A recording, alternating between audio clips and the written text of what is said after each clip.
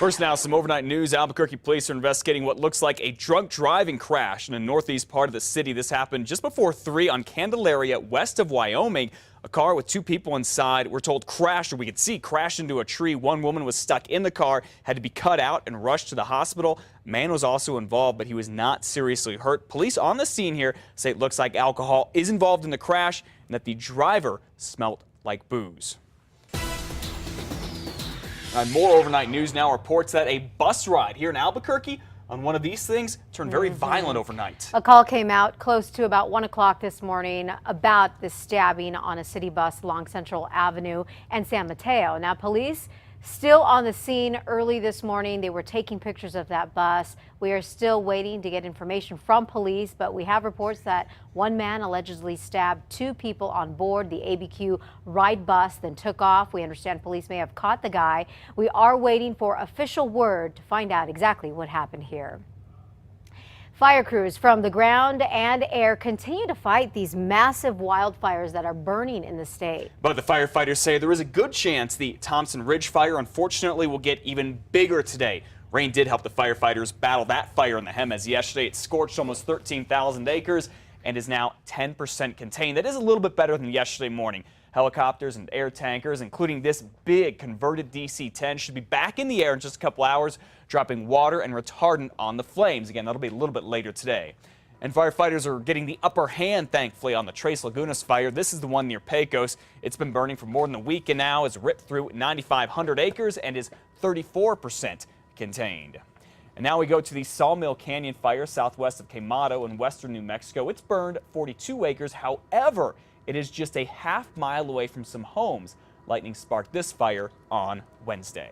You know, we all know weather has helped with the fight against those fires. At least it did yesterday. We have our meteorologist Chris Gilson in this morning to talk about what we can expect weather-wise with these fires and all that good stuff. Yeah, we had some rain yesterday, and there's a lot of moisture in place over New Mexico, so that's keeping relative humidity levels on the higher side, so that should help firefighters. And we'll also see a chance for some rain showers around the Tres Lagunas fire today. They're going to be hit or miss. Not everybody's going to see them. Temperatures starting out in the 50s, then climbing into the upper 60s.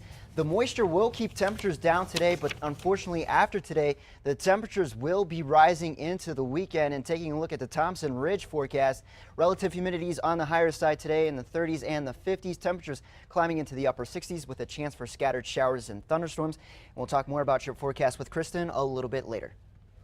Well, some other news this morning. The man accused of attacking his own mother and her roommate, then dumping him on a bridge and throwing her into the river, set to make his first appearance in court today. Meanwhile, we are hearing from one witness who saw the whole thing happen and apparently jumped in to try and help the victims. Rob West says he is not a hero, but admits if he hadn't stepped in, another person could have been thrown over Central Avenue and into the Rio Grande Tuesday. Police say Martin Montano beat his mom and stabbed her roommate at their home, then put them in the trunk of a car. A few minutes later, West says he saw a woman get tossed over the rails, and when a man got pulled out from the trunk, that's when West says he stepped in. He said he had to kill them because they were clones, and I was like, you're not doing that. You're not killing these people. And he was like, I have to. I was like, well, it's not happening. And I kind of just stood in front of him. APD says they've seen an increase in cases where bystanders have stepped in to help, but they discourage it because it could put them in danger.